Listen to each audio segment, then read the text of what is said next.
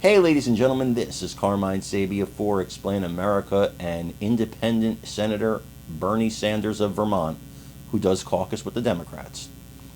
Well, he kind of revealed the whole game for Kamala Harris on live television, and I think it was a massive mistake, and former President Donald Trump should use this as a campaign ad. Before we get started, please make sure you like, comment, share, and subscribe. Those little things really help us out, and they help our channel continue to grow. And if you're not watching us on YouTube, please visit that address in the lower right-hand corner of your screen. It's youtube.com/@ExplainAmerica. And if you go there and you hit subscribe absolutely free, it really helps us out. Bernie Sanders was on Meet the Press today, and he was asked about the evolution of Kamala Harris's policy stances on certain issues like fracking, illegal immigration, firearms, single-payer health care mandate, and all kinds of things that she's supposedly changed her mind on. And Sanders gave the game away. What he said is, A, she's not as progressive as him, which I disagree with. But he said that, and then he said that not only is she not as progressive as him, she's still progressive to a point, and that she hasn't really changed. That she's just saying these things to be pragmatic and get elected. Well, that's the whole thing, isn't it? That's exactly what you don't want in a president. But I believe him. I believe she'll say just about anything to get elected. Anything. I want you to watch this video with Bernie Sanders and then let me know what you think in the comments. Kamala Harris as a progressive.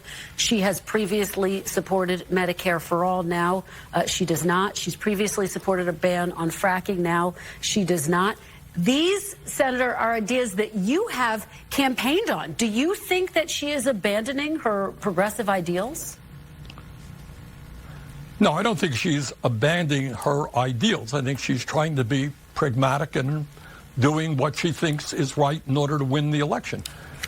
My own view is slightly different. I think that in America today there are a lot of people, rural people, working class people, who no longer believe that the United States Congress and government represents their interests, too dominated by big money interests.